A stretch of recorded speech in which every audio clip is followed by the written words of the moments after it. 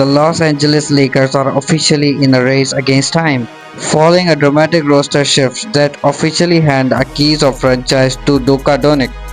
LA just posted back-to-back 50-win seasons for the first time in the 15 years. But as we just saw in the second round of the playoff, good, is it good enough? An incredibly deep, terrifying, authentic Oklahoma City Thunder team didn't just beat the Lakers, they swept them. And as NBA legend Paul recently pointed out, look at who else is rising in the West.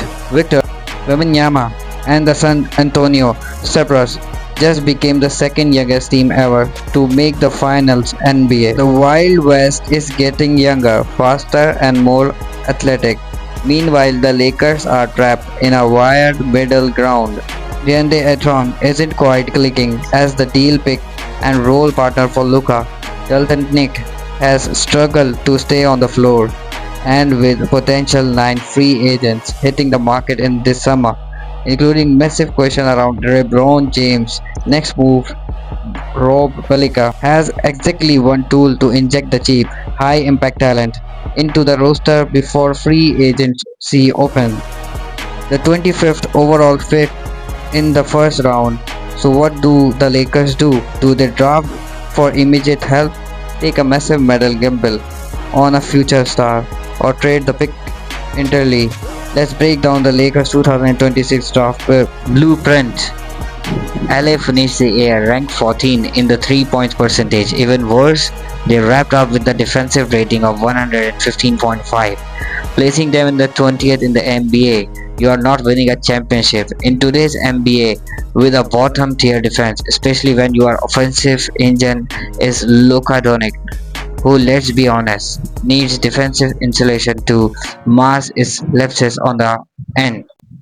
First step up is the ultimate high risk reward wildcard, Kentucky, a big man, Jaden. Standing with a 6'9" with raw, explosive athleticism, Quentin is the exact type of lob threat and rim protector Luka yearns to have. When he's on the floor, he's a physical force. The catch, he only played 4 games at last season after undergoing injury surgery for a torn ACL suffered back at Arizona State.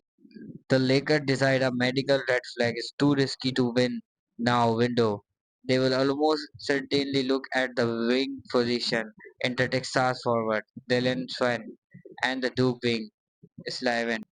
There are two couple of other names floating around the league. Coapet is highly physical, versatile forward who brings a level of toughness and rebounding the Lakers sorely missed in a post session. But here the $1 million question. Does keeping the peak even make sense? According to NBA insiders, there is a very strong alternative scenario being speculated by the rival executive.